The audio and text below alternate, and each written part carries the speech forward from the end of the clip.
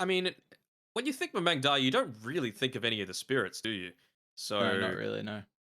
I mean, it could be something like a Dawnbreaker, even. Like, I know it means that he's going to probably be farming a little bit more than you might want in terms of the space creation that you were talking about, but it is something that is almost exclusive to him in the Southeast Asian scene running that Dawn mid. Yeah, I mean, we got to cast the Team pick. Dawnbreaker like 5 minutes after patch, and It yeah, was great. the Radiant first person team to play it pick. was Mermaid Diren. So they do Dark go back into the Seer. Dark Sea. Are you surprised they didn't ban it? Honestly, I didn't even bring it up, just expecting Neon would have banned it out. I'm surprised they didn't ban it, and again, I'm surprised that there have been no counters to the Darkseer's Iron Shell removed from the start of the game. I mean, I 10 talked about the seconds Enchantress, of remaining. course, it's very strong into it just being able to dispel. The one downside is that you've got 5 that seconds longer remaining. cooldown on the enchant at level 1. You can compare that with Oracle, who his cooldown on the Fortune's End is 15 seconds as opposed to 24. So you might feel a little bit better about picking up an Oracle. It's just that what do you then look to pair it with? I mean, I honestly wouldn't hate an Oracle Leshrac right now. Oracle's It's banned. oh, is it? Where Yep. was it? Last Ah, last pass. last band. Yeah, okay. All right, then I'm feeling a little bit better about Polaris. Well, I feel like. Do you not believe that they could just Enchantress here plus their safe lane, like a Jug, so to say, another good laner versus the Darkseer? Radiant Sure, but team then pick. Enchantress doesn't really do anything against a Naga Siren, right? Like, if it gets to later on, you're all single target. Naga Siren's just going to overwhelm you, so doesn't really do much there. And then the Darkseer, of course, I just talked about, right? The Iron Shell has an 8-second cooldown. Level 10 1 seconds enchant is remaining. 24 seconds. Level 2 is 21, I believe. So it's like 5 still a big seconds window where you can remaining. get at least one Iron Shell's worth of farm off. What's the chance we're actually seeing a position one Doom here? I know Palace has run it previously when he was on Execration. You can just devour the, of course, the creep with the Iron Shell. Bit of an issue if you use it on yourself then, but Mhm. also the ultimate's very good versus the Darkseer.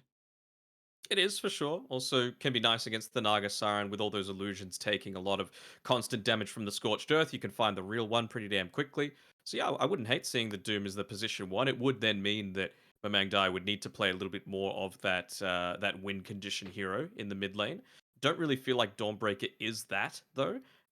So something like a TA might be okay, but they do have a lot of Dire small team instances of pick. damage. The refraction might Winter not be Wyvern. amazing. They're going to go for the Wyvern instead though, huh? Well, I guess you Mm, were like I brought up the Enchantress for more of a Darkseer counter, and Radiant you're a bit team worried about back. how it could deal with the Naga Siren, but Wyvern is relatively okay. You have a lot of lane shoving potential, so you can help deal with the illusions in that way. And if it was a Naga core, then Winter's Curse would have been great. and it's a lot of magic damage as well, so you don't really care about the high armor that Naga 10 Siren has as seconds well. I remaining. like the Wraith King pick. Again, you've got these big team fight ultimates, and if 5 you've just got seconds that second remaining. life to be able to play around with, it's fantastic. None of these Dire heroes really do team much in ban. the form of mana drain. I feel like if Lion's standing there, mana draining is Radiant just going to get team popped ban. pretty damn quickly. So, yep, I'm liking the Wraith King pick from Polaris. Yeah, I think we saw Army Geniuses were the only team that ran it recently. We Wraithing hasn't been getting a whole lot of love, but I feel like this hero against the Doom feels very comfortable. You are happy with 10 trading seconds ultimates, remaining. and you have now a position one that can really utilize the Iron Shell and the 5 Surge. seconds remaining. More than likely. I like at least Dire the Magnus team getting ban. banned out as well. I said their last draft they did Radiant run team the pick. other mag and the Darkseer together, and I kind of want to see like a spirit hero, some way to go in and kind of force Neon to Dire group up. team pick. And I think it will be the Doom one. Yep, seems like it. I mean, I'm sure that Neon were really wanting to have that Oracle in the position one role. If they could have paired that together with the Leshrac in the second phase, it would have been absolutely fantastic.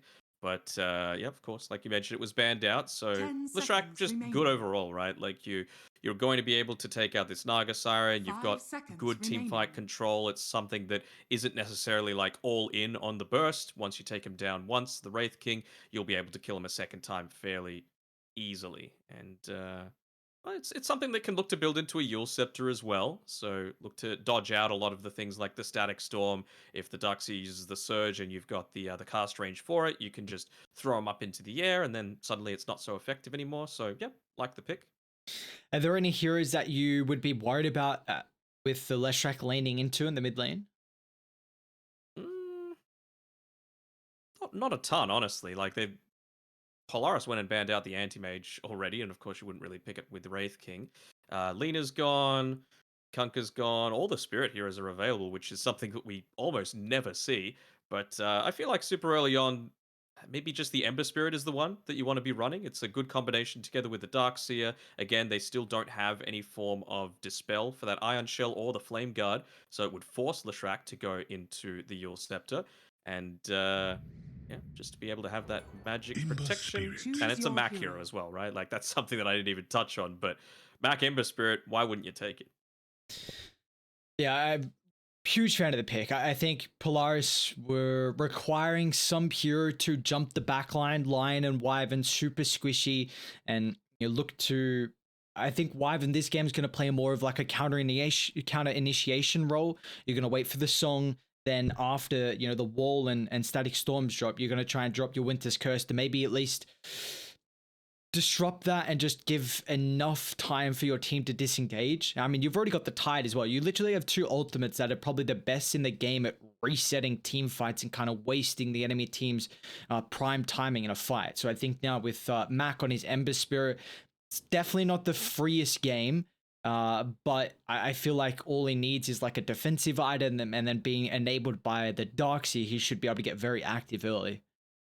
Yeah, for sure. I mean, this is something that we were kind of expecting. It's even has the potential for a little bit of a minus armor strat. Like Natsumi, we saw, not Natsumi, but when we saw, oh god, it's slipping me. Army Genius's carry. Who is it? DB. DB. He went the Desolator, and I feel like if you've got the Orb of Corrosion on the Ember Spirit, you've also got Naga Siren with the Riptide for more minus armor. So they've got some decent tower taking potential. But yeah, I feel like it's all based around this Ember Spirit. They needed something that was able to go in onto the back lines, disrupt what the Lion could potentially be looking to do. And yeah, I mean, the rest of their team fight is quite slow, right? Unless you're rallying around this Wraith King, you have no way to start a fight. And well, the meta, the smoke meta, it's happening again. Not a smoke break with the pause coming out from Palace there. It's just the lag. Maybe the smoke's happening right at the 0-second mark. So how are we feeling about this is game one? I mean, it's a pretty important. I feel like every of these last couple of series is going to be super important. Unfortunately for Omega, they're firmly in last place, but everyone's still fighting for that upper bracket berth. And at the moment, Neon are tied in second, and Polaris are tied in fifth. So how do we feel about this game one? It makes it sound like there's a bigger gap than there is, right? Neon 6 and 4, Polaris are 5 and 5, so it's not that big a difference. It's really clumped up around that mid-table. So I'm just gonna have to look back to this. I'm kind of liking Polaris's draft, but I'm preferring how Neon have played lately. I like the fact that you've got the Doom to be able to counter the Darkseer. But I do like the Ember Spirit pick. I feel like it provides so much, especially if he's able to avoid the Lion in a lot of these team fights, or rather, avoid getting locked down by the Lion in a lot of these team fights. How do you feel like the Doom and Wyvern are going to end up being able to play this lane, though, versus the Darkseer? Because he's more than likely just going to Iron Shell himself, so can you use the... Can you kind of force a Darkseer to compromise his position on the creep wave and then go on him aggressively, or...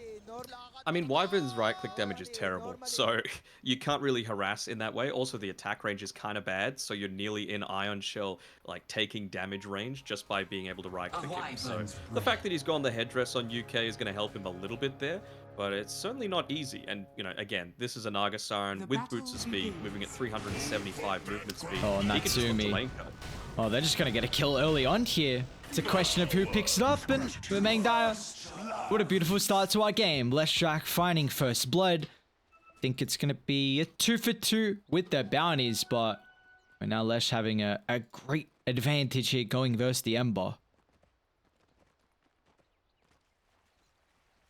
Look at Palos. He's trying to do a little bit of blocking going on here, making sure the creep wave is pushed as far back as possible. And we can see here, Nico already realizes it. He's making sure that Iron Shell is on himself. 2 gold. That's the difference maker. I mean, any little extra gold, Palace is... Thanks, my guy. I'll take that. Any day of the week. They just hard shove this lane in. Oh, Nico? Body Wait, blocks? is Nico dead? Okay. Close. Jesus. That's a little bit of a mistake coming out to him already, having to ferry the salve through on the courier. But yeah, you know, you do appreciate the fact that he was able to change up the strat a little bit there. Boomy, I guess, kind of wanting the stack to still be there because, you know, you're a Naga, you've got illusions, you've got the Ion Shell, so that's just going to, I feel like the strat is just try and come ahead a little bit more on your support as opposed to the core in the lane. It's very interesting. They just shelled up the Naga, taking the small camp, trying to give Nico whatever he can. We saw Mizu yesterday, who was playing the Darks. He had a exceptional performance, and we'll see how at least Nico can perform on his Darkseer this game. How are we feeling about top lane? We get another Tide Hunter. Still feels like this hero is incredibly strong, paired with a line as well. So they are going to start to get aggressive on CML, but at least Natsumi can hold back Enryu for a short duration. But once the abilities come back up cooldown, it's got to be fast enough. However, Enryu needs to get the vision. That he will. Hustler's going to attempt the dive. Might sacrifice his life, or he can even just deny. I'm just going to hold his life. No need, and he's even in position with the lane, kind of shoving forward a little bit to be able to get this pull off if he wanted to. So that's the one big weakness with the Darkseer. As the ping goes out, it's just saying to Enryu, make sure the wave keeps staying up there so there's no interruptions here for this pull that I'm going for. Already, and mid lane as well, kind of not expecting it to be this much of a lead. Obviously, Momang Daya had the first blood gold, but he's got a solid net worth lead over the Ember Spirit. Cast upon the tides. I just saw the last second of that kill. I'm not quite sure how they got it. I mean, 1 point Thunderstrike. Natsumi's only level 2 as well, so maybe he just postured a little bit too aggressively than what he was expecting, how much damage he could take. But, I mean, Enryu gets a reset, back up he goes. They got the creep equally of him until the pull, so nicely played from CML. Oh, that's a big loss, losing the courier there. So now Boomy's not going to have quite as much potential to look to scout out, look to cut waves, look to snipe couriers as well with that insane movement speed, although he's just going to make UK's life very difficult.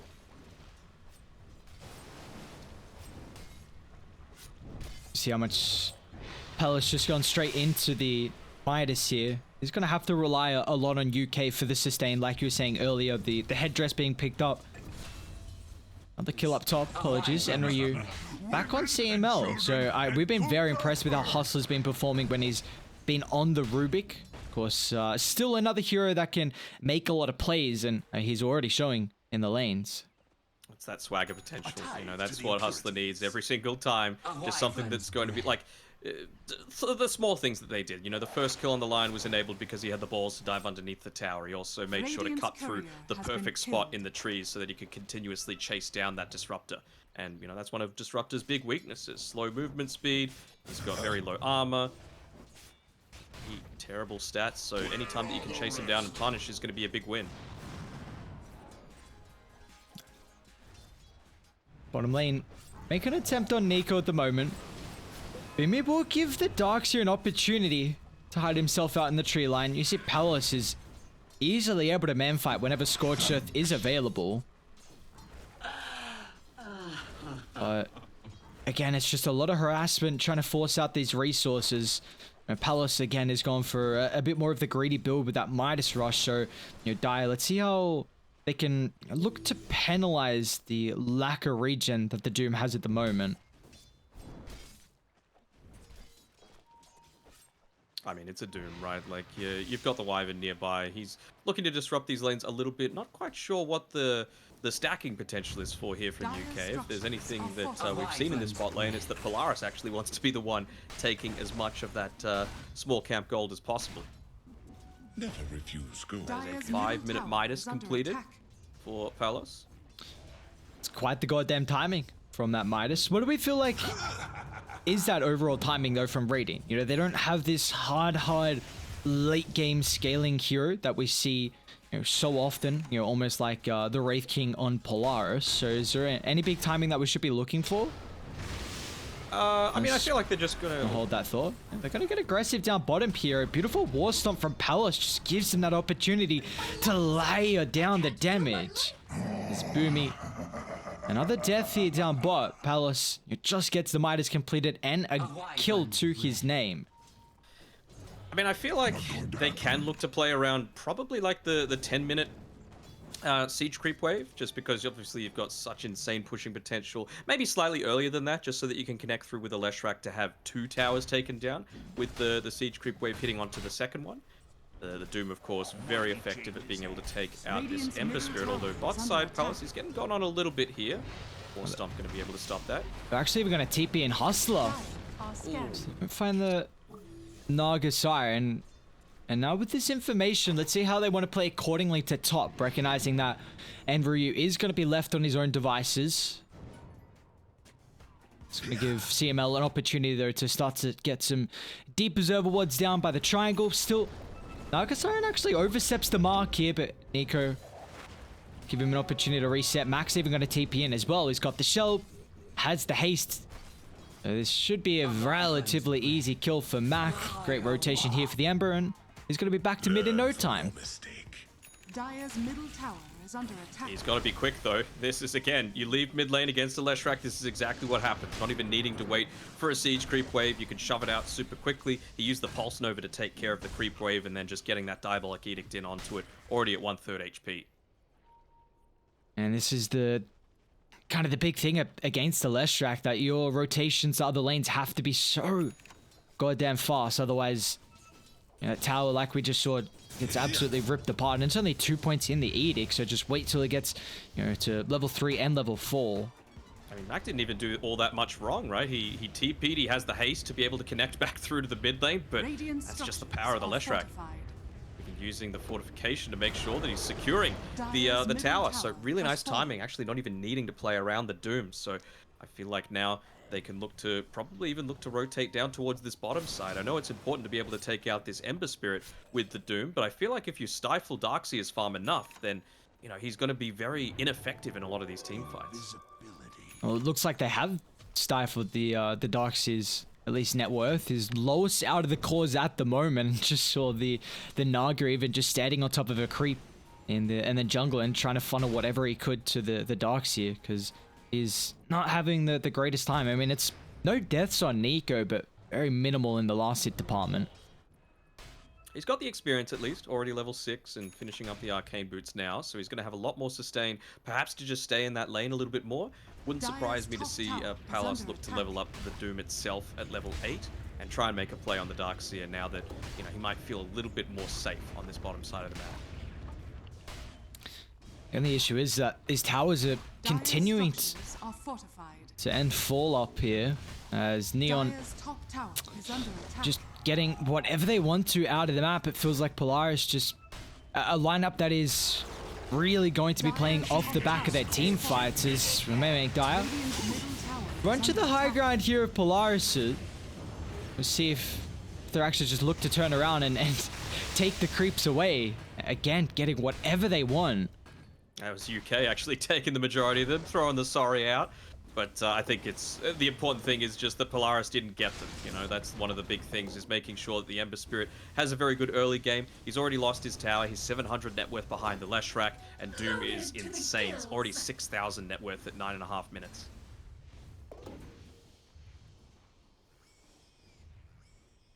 We're going to make a play onto Enryu up here. I'm not sure if they're going to be able to do it with that Hood of Defiance already completed. Plus the Kraken Shell means that the Searing Chains isn't going to be incredibly effective against him. I mean, is there any way they can itemize to help deal with the Tidehunter early? I don't think Tidehunter's the real issue, to be honest. I mean, I feel like they need to try and make something happen against this Doom, because, you know, he's gone, I don't want to say a greedy build, but Max Devour, Midas first item, there's very limited stats coming through there, only just now getting the Doom at level 9, so maybe your window's kind of closed a little bit here to try and put the punish on. Radiant's top tower is under attack.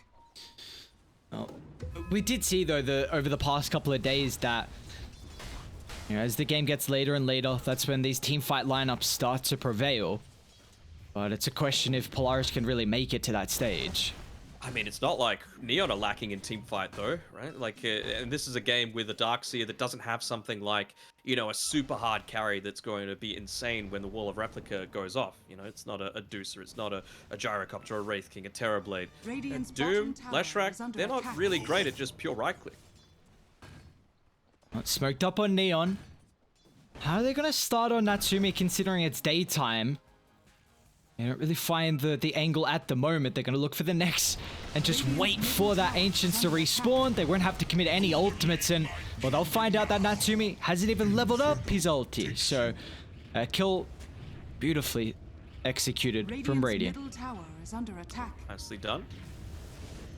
Able to take that stack away as well. Might even look to put down the blocking ward, but I mean the fact that they've got that observer ward, it's a small price to pay. I'm sure that'll get dewarded when someone rotates back towards that area. How's Boomy's farm going? He's gone into the Urn of Shadows. I can see the Spirit Vessel being queued up next for him. Don't hate it. I mean, the Wyvern kind of fulfills a similar sort of niche that the Oracle did. Just with the Cold Embrace, you know, you get the Leshrac right in the center of a team fight. He gets low, just throw that onto him and he should be fine. So the Spirit Vessel is going to be able to counter a lot of that. Yeah, at this stage in the game, though, if you're taking a look at the net worth, we've only got 7 kills, but it's a huge net worth lead for Radiant. Of course, this is off the back of the steroid in the Doom, as they might look to protect Hustler mid. They got Winter's Curse at the ready to try and delay this. Even laying down the Static Storm just to secure the kill on top of the line. Max got to be cautious, though. On faking the Doom, hasn't found the angle just yet until now. Winter's Curse Doom gonna be overlapped. They'll even drop the Ravage just to secure the kill on the Ember. Nico looking to get involved as well. He can't find the angle to vacuum back into the wall. Still's gonna try and attempt that at the last second, but the damage is lacking unless they find the perfect execution through their ultimate. So Polaris have to get out of dodge here. Yeah, Boomy did use the Song of the Siren. Wasn't incredibly effective, excuse me, there. And, yeah, well, it could have been a whole lot better for Neon as well, just with that Doom and the Winter's Curse layered over. It really feels like, to me, UK, his main target in all of these teamfights is probably going to be that Dark Seer if he can. Just because, you know, you're super mobile, you want to get in onto the front line so that you can get that vacuum off, especially now that it's only level 1. You know, it's such a small cast range, oftentimes you can get caught out. Bottom lane, another attempt. They're on top of the line here, but looks like it's a bit too deep, and as soon as they see Main Dire, they're gonna have to retreat away, but the disruptor not fast enough. So Neon continuously sweeping across the map. They've done an exceptional job to keep all their towers alive so far. And there's that Yule Scepter as well that I was talking about from a Magdire. They're gonna go for a kill here onto UK. So Cold Embrace. Still a lot of magic damage to have to deal with. Might be able to still get away. They still purge off the Iron Shell. Great dodge from Mac, and now this will give him an opportunity to dive on forward. So Wyvern dead once again, but Neon still... They don't have their ultimates to really penalize Polaris. I just want to also highlight that Natsumi, he's gone for the Midas builders. He's got the attempt onto the Tide. Static Storm, 4 heroes surrounding. And Ryu is going to be goddamn tanky with the hood. In fact, he's actually going to posture aggressively once again. He's got Palos swing on over. Again, the ultimate's on cooldown. They're happy with keeping Ryu up. Though. 14-minute BKB here on Palos. Nearly hitting meanwhile, mid lane, Nico actually drops the wall, but he already used the vacuum to hold my main Dire in place. So that is wall now on cooldown.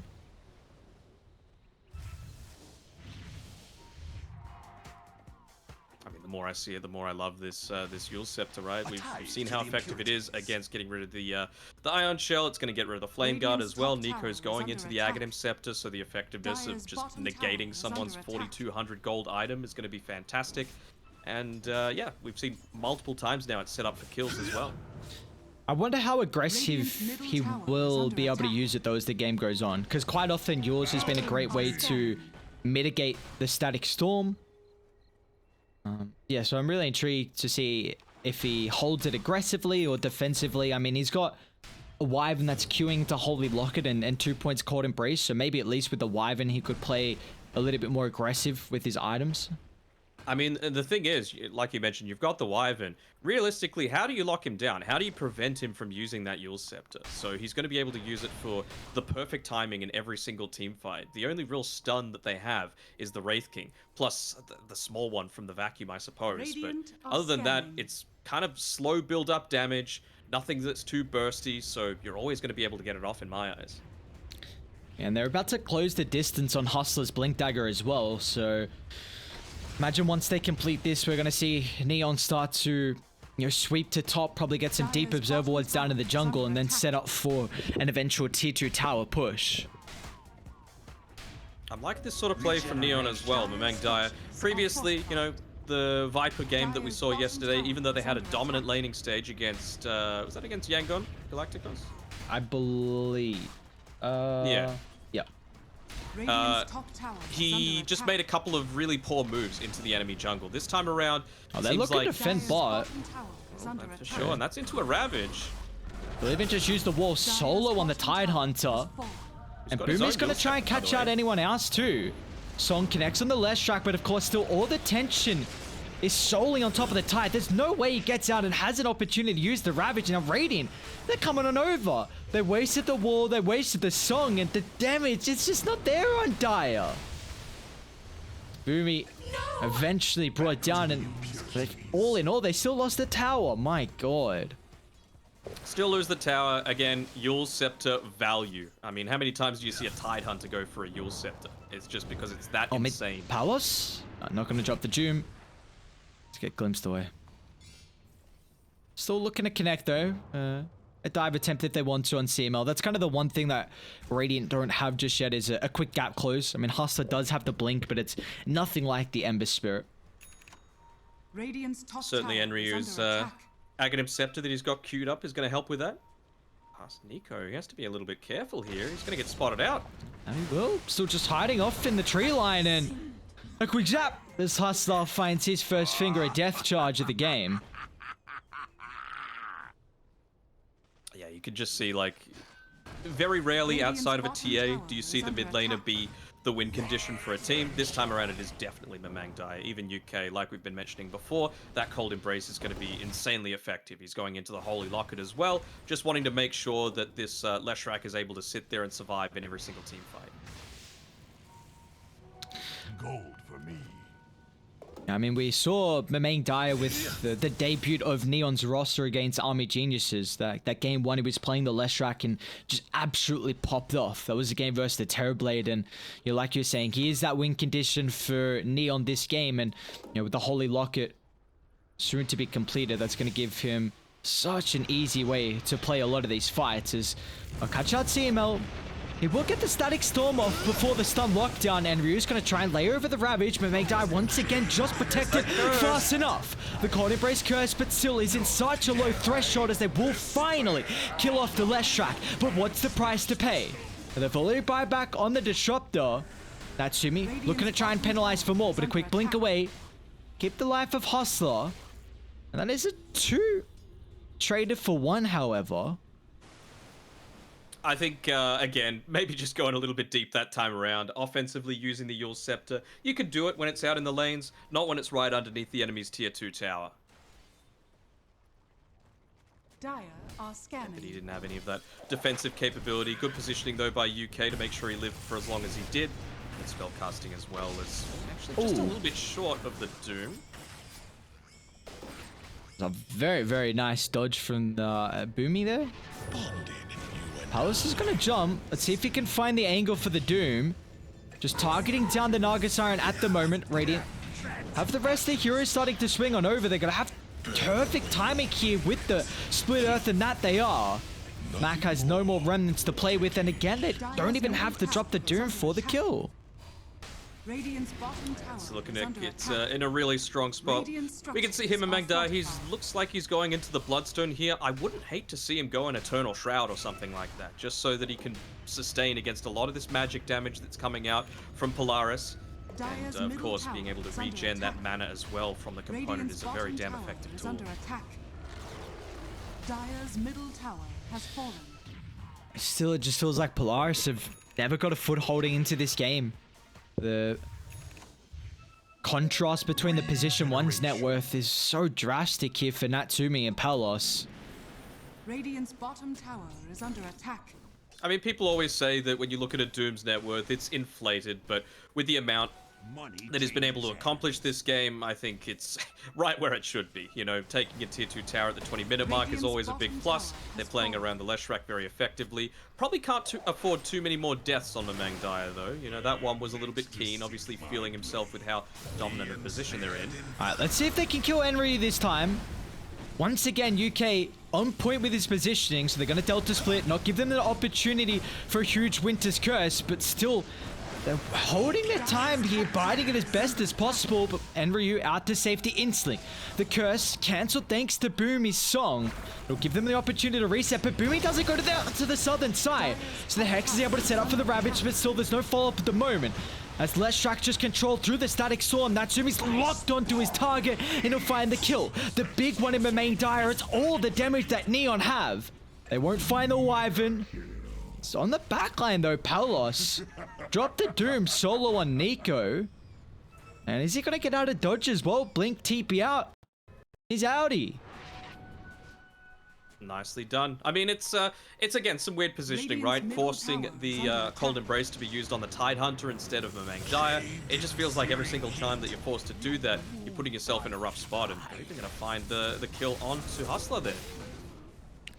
And the power of the Disrupt the Glimpse, especially when you can always get that +1. They also get the tower mid. So Polaris, some signs of life here. See how this continues on. They're gonna have probably about 90 seconds of time considering the Doom's on cooldown, so I don't know how active Neon are going to look to be. I'm still kind of in the mindset that you should have a lot of difficulty with dying if you've actually got this this Wyvern playing around the Leshrac. You know, there's been a few mistakes that are happening here. Palace is kind of on his own next to the outpost. He was able to claim it, but he's still got BKB. It's holding on to it for a long duration. Finally pops it at the last second here. And now Mac, he's committed with all his remnant charges, but Natsumi's still trying to give them as much space as possible. The Static Storm laid down to give the Ember the opportunity to get out of dodge. A 1-for-1 to start the fight. Natsumi still looking at brawl at the moment. He's got the reincarnation ready to rock and roll. They're targeting through the Leshrac. Another beautiful wall from Nico. UK will give them some opportunity. Mamang is still alive until the snipe from Mac will bring him down from afar. And now they'll target through Enryu as well. As Natsumi, a huge crit. And into Roche they go with 4 down. Unfortunately for that one, that was UK griefing just a little bit. Hustler had a amazing stun coming out of that Sleight of Fist, and well, he was in position to get the Finger of Death level 2 to be able to finish him off, but he just got Winter's Curse. Sorry, he got Cold Embraced instead, so they didn't have that follow-up damage. Mac was able to get back, regen up, rejoin the team fight, and that was what was able to split up that team fight a little bit and make sure that Magdai was kind of on his own for the majority of it. So big swing coming back here.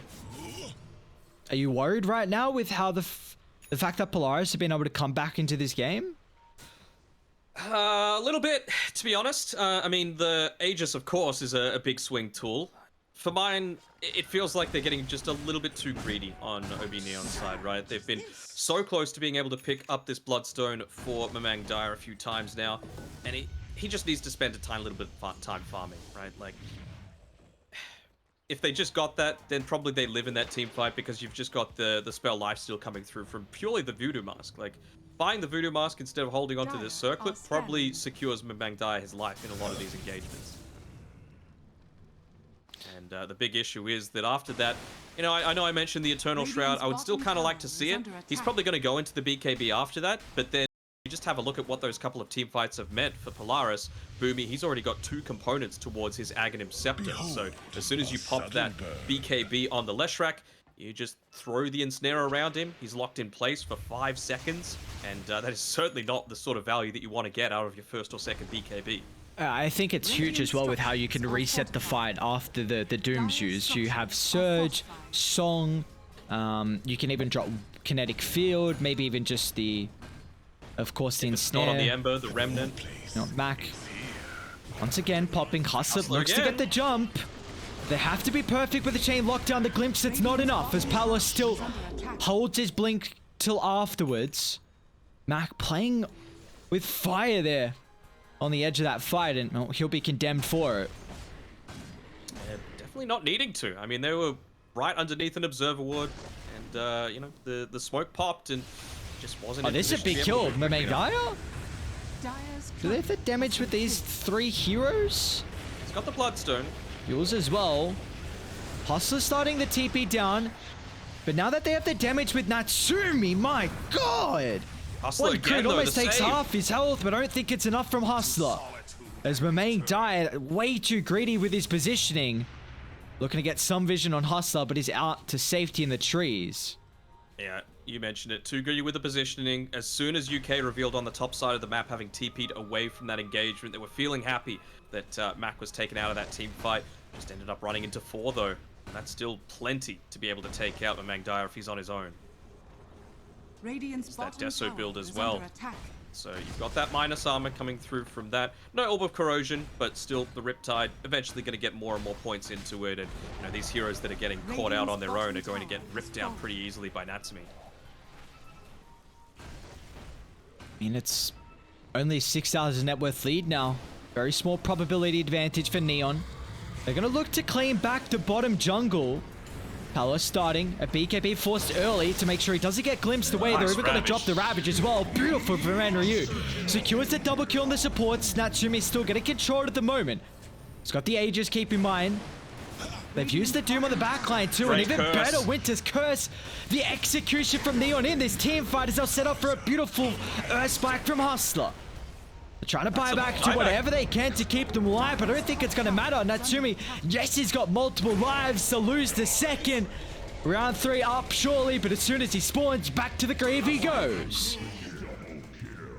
Fantastic Ravage there by Enryu, catching the 3 targets that you needed to. No Static Storm, taking out the Ember Spirit before he's able to pop the BKB, and then just the perfect Winter's Curse there from UK. That is the big downside of any time you're moving around next to this Wraith King. If you get cursed, you're dead. It doesn't matter what hero it is. Dire's middle tower is under attack. Oh, Polaris was starting to build up some momentum here, but one team fight like that, Neon, incredible execution, and they can siege very fast off the back of the Leshrac. They're going to go for this Dark Seer play. Oh, it's going to be faster, Nico. Just at the last second, the wall is out, but Palace instantly answered with the BKB, and the 3 heroes, they're just tickling Neon. They can keep their position on the higher ground. They're still holding Wyvern as well. See, Mamain Dyer can just posture super aggressively, but they're about to respawn, so they're going to think twice about holding the position. Neon, they want to double back or not. They've got not many ultimates up. They have no need to. You know, they're running so low on mana from Mamang Dyer. Luckily enough, he's able to bottle up the regen rune. So could look to just rejoin the fight. I mean, I think he's seen Boomy's item build here. He's seen that he's building into the Aghanim Scepter, so that's why he's going for a Shiva's Guard instead, just providing that extra little bit of vision that's so valuable for a Doom, for the Tide Hunter, and being able to protect against the Wraith King as well is obviously going to be fantastic. A refresher as well just picked up from Doom, so double ultimate. They're just going to jump. Hustler once again on the Playmaker support here. They're trying to get in range to help out Nico and Mac. Recognize the importance of jumping the Lion. Oof. Alright, what do we got? What's happening down bottom at the moment? Boomy's getting... Alright, Mamain Dyer is not going to be at this fight. You've got... Bits of travel. He can.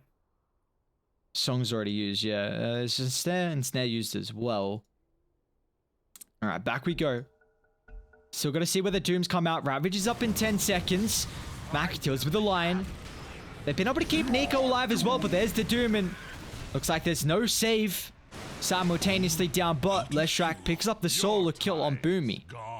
And the Boots of travel in. They're just going to continue pushing forward in this mid lane. Unfortunately for Boomy there, he got hit by the Ghost, so he had the Frost debuff onto him, slowing him down and preventing his escape. This is a ballsy attempt. Are they gonna know? He's got Iron Shell, yeah. They weren't recognized till now. Once again, UK. I mean, the Winter Wyvern's position has been so on point. Palace. Refresher out. Second Doom of the game used after the buyback on Mac. They're going to be cautious. Mac needs some assistance. He's out to safety thanks to the BKB, but a beautiful Ravage once again from Enryu. They're diving incredibly deep, focusing Natsumi at the moment, but it's to the northern side. Palace gets a cleanup. A dieback on Mac's Ember, but Natsumi's looking for the cleanup. They don't have the ultimates. They don't have the abilities. They'll penalize the positioning of Palace. A godlike killing streak getting claimed. They'll look for Tide Hunter next. A difficult beast to go through. Even with that Spirit Vessel, you've got to jump the Winter Wyvern. Lacking in the mana department at the moment. Maybe it's actually Hustler that's going for the jump. Boomy caught outside the base, and Another kill and another hero without buyback. Yeah, for sure. They're expending them pretty damn quickly. That was 3 buybacks used in that fight. Disruptor having used his previously. It's only the Wraith King with buyback right now, and he's going to look for a play. Don't want to have to use it, though. Still 5 seconds off the reincarnation. But it's not going to result in anything, this engagement. That's just... glimpse... Without the Silver's Spending Edge. so much to kill the Tidehunter. Yeah. I mean, that's You have my favorite shard, though. And we're pretty much back up to half. Cold Embrace. Very cool, very cool. Nice vacuum. Alright, Nico, I see you. Bit kill for them to find. Kill a Tidehunter, though. Yeah. I mean, it's a static storm dropped as well. You can just look to back up. You're not going to buy back on this Tidehunter. His Ravage is on cooldown for another 55 seconds, so you can just wait things out. I mean, if they're really lucky, Roshan might respawn very quickly in 5 seconds. It feels like that's really the only thing that Polaris can look to play around here. Seems like they got big issues with doing the supports, though. Like, we saw Mac last fight heavily commit just to kill off Hustler, but no one else is able to jump the Wyvern. These two supports are doing so much once again for Neon. Yeah, I mean, that was the position that they were in the draft, right? Where I said it was a good Ember pick because it was an area they were seriously lacking, but unfortunately for Mac, he just hasn't been enabled in this game. He's got the BKB and he's starting to build into the Aghanim Scepter.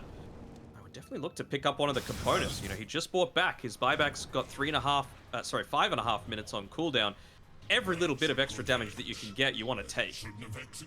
I mean, we said it wasn't a free Ember game, but it's not. It's also not the most impossible Ember game, and it is by far one of Mac's best heroes. So we'll see how he can come back with the plays. Lincoln's is going to be that next item here for Mac. For me, they got to stop trying to go on this Tidehunter. They got to try and focus down the supports, Wyvern in particular, because I mean, does he have a dust? Yeah, he needs to buy a dust right now on Ember Spirit, because other than that, there's not really too many ways that the Wyvern is going to be able to have to deal with him, and if he uses the Cold Embrace to save himself, then suddenly the Leshrac is vulnerable. They gave the Paladin Sword also to the Wyvern, so amplified healing, Holy Locket, plus the level 10 talent. My god, that's going to be a ridiculous amount of sustain. It's Nico. It's going to look to pop. My... Nico, quick fingers. Natsumi leading the charge once again. They're going on Enryu. Fresh BKB completed previously to the northern side. Who have they found? Once again! Mac caught out. Oh no. Pretty easy Roche now.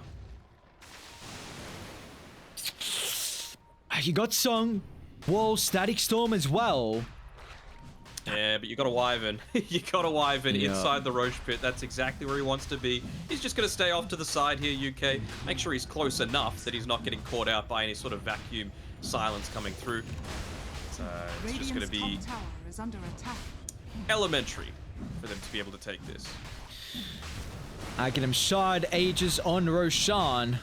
Imagine Mamang Dai is going to be the one to find the Ag Shard, so more aerial denial for them. And it's going to make the sieging that much easier. Maybe now with Silver's Edge, Enryu could be at risk of dying. But again, like, is that the person you want to be targeting? They gave it to Enryu. Wow. I did not think they were going to do that. I guess he's going Satanic, so... He just wants to stand there. Like, they're already having such a hard time killing him. Imagine if he's got a Satanic on top of all that. With a, what, 3-second cooldown of Anchor Smash? Yeah. They're lacking stuns, like I was saying before, with Polaris' draft. Just got the minus armor from the level 20 talent as well. So Gush is up to 10 minus armor. With the Ag, so easy to find the connection. I mean, he can even just tank towers now, right? Like, yep. He doesn't have the... Dire actually connecting to top. Smoked up at the moment. Palace on the front line. And how do you start the fight on top for the Doom? Decent amount of damage so far, but instantly he's healed back up to full.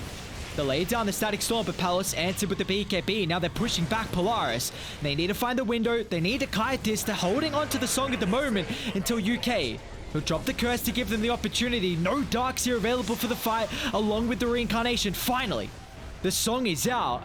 But, I mean, the ultimates, again, Polaris, they're just not executing with them. No, for sure. And I thought that that was, you know, maybe bit of a questionable ultimate there from the Winter Wyvern, but it was really just to keep them away from the Wraith King, not allow any kind of connection, not allowing them to use the Song of the Siren to actually set up for any kills onto the Tidehunter. Every single team fight, just as a Wyvern spammer, I'm constantly looking out for, is anyone going to stand next to this Wraith King? Because like they're going to get 2-hit, essentially, if they are. I mean, now he's even got the Anchor Smash damage reduction talent. So this tower, instead of doing 172 damage, it's doing about, what, 35? Yeah, cool. You were struggling to kill Tide before. I don't think you kill him now whatsoever. Oh, this is my dream Tide build. He's going into the Desolator as well. I hope he gets it before the end of the game, just to show how obnoxious it is. Full set of barracks completely free for Neon. I mean, Polaris need a miracle, but with how they've been executing these fights, I don't know if they're going to get it. I mean, the Glyph of Fortification doesn't even protect the creep wave if you just get a single Anchor Smash off. That's how effective it is. I've still got how long to play with? 2.5 minutes on the Aegis. You could probably just look to slowly push out this bottom side of the map. There's no need to rush. The 37-minute mark is coming as well. So next set of neutral items. Lashrak is about to hit level 20. You would assume it's just going to assist with that pushing with the Diabolic Edict explosions and just everything that's passive damage, so that even if you do get locked down by the Static Storm, the Song of the Siren, you've still got actual damage running. It's even going into the Nihilism for Mimang Dire. What are your thoughts on this this game? I mean, it's okay. They've got a decent amount of magic damage for themselves, and I suppose it's nice if you're using it onto the Wraith King. You know, it's taking out a lot of his damage. So it's a little bit of a turnaround. It's like you're not sacrificing offense for defense or defense for offense, so I think it's a good late game item once you've accomplished everything else. Still, unfortunately, don't have that Aghanim Scepter on the Naga Siren. That feels like the big thing that they're lacking right now. Some sort of way to control through these BKBs, because they've got 0 BKB piercing disables right now on Polaris. I mean, if they can somehow get to Ags on CML and then Rapier on Natsumi, then maybe there's a condition. DD top as well. He's got it. Oh man, please someone check DD. Like Maclight scouted out. It's too late. He's already TP'd back. They both TP'd out. Up they go. Last set of barracks. Soon to be exposed. Need the miracle. But Radiant, look how far away they are. Mimang, Dire, and Ryu, and everyone else so split away. They're going to drop the Vacuum Static Storm. They're doing a lot of damage thanks to the Rapier. They've revealed it, and it's done an exceptional job as Natsumi will cleave through the Tidehunter. An instant buyback is going to look to join by the outpost once again. Natsumi, another huge kill as well. Mass buybacks coming into the fray, Polaris. They're going to reset. A look to take the engagement. A song is out, but there's no more follow-up. It's giving Radiant an opportunity to come in the area as well. Natsumi, look at the cleave. Can he find the angle at the moment? BKB's been wasted. They haven't found the Doom till the last second. Palace looking for the jump. He's still got the refresher as well. Second one ready to rock and roll. And the Ravage. And Ryu clips everyone. They've killed off the Wraith King. Rapier on the deck. Buybacks available, but it's not going to matter. OB.Neon. What a team fight to end it all. It was a ballsy play to have to go for, but you were at that state where you needed some kind of miracle play to happen. And Mimang Dire, he has played the majority of this game pretty well, so he's going to get rewarded with being able to hold that Divine Rapier as they clean up the rest. I mean, it's another incredible vac, but when you don't have the ultimates, there's no team fight potential as Neon. A very crafty lineup. Hustler's going to add another one in the grave, man. This Neon lineup, I'm a big fan. A big fan of how they're playing. Palace gives them a lot of flexibility with his heroes. UK and Hustler have been performing on another level throughout the past series we've seen. Ryu's always stable. And, I mean, Mimang Dire, a couple small mistakes, but I don't know, man. Neon are just... This was a really, really convincing Game 1 victory. I think Mimang Dire did a lot better in the lane than probably Polaris were expecting, especially against the Mac Ember Spirit, but MVPs for mine are Hustler and Palace. I think They both did a fantastic job. UK as well. Other than that one grief cold embrace where he prevented Hustler from being able to get the kill onto Mac, he was always in the right spot. He was always disrupting the team fights. He was the constant threat of the Winter's Curse. It's kind of like what we talk about with the black hole, even when it's not been used. You're worried about clumping up too much because you don't want to give them the opportunity to get off a really good one. Well, it's kind of the same with the Winter's Curse. So it felt like Neon were kind of kiting him around a lot of these team fights, drawing them into choke points, and forcing them to try and stand next to the Wraith King. And the few times that they did, he punished them immediately. So really good performance overall by Neon. Couple of small things that they could still work on, particularly with their aggressive positioning and item usages. But other than that, yeah, I'm in agreement with you. Very solid performance all around. Yeah, I mean, at the end of the game here, UK, he had 35,000 healing. I mean, that's crazy. Like, what do you do? Did his job. You exactly, he did his job. I felt like this was a game where Mac really had to take over. He had to kill all the supports at the start of the fight, get rid of that capability, because we saw way too many times the curse to reset, the cold embrace as well, and then Hustler with how he was able to jump and find these pickoffs. It enabled Enryu to go for a little bit more of a, you know, stand your ground type build. He didn't need the blink dagger at all on the Tide, and I'm excited to see how Neon look to draft and prioritize Hustler's hero next, because we've seen a lot of Rubik's take over for him now. We've seen the Lion have a really, really solid performance. So my eyes are going to be on Hustler with how he can, come through in the second game, but also Polaris if they're going to stick to this kind of unconventional draft with the Naga Siren, if they feel like it's still something that they can succeed with or not. But find out in due time as we're sent to a break. Game 2 around the corner.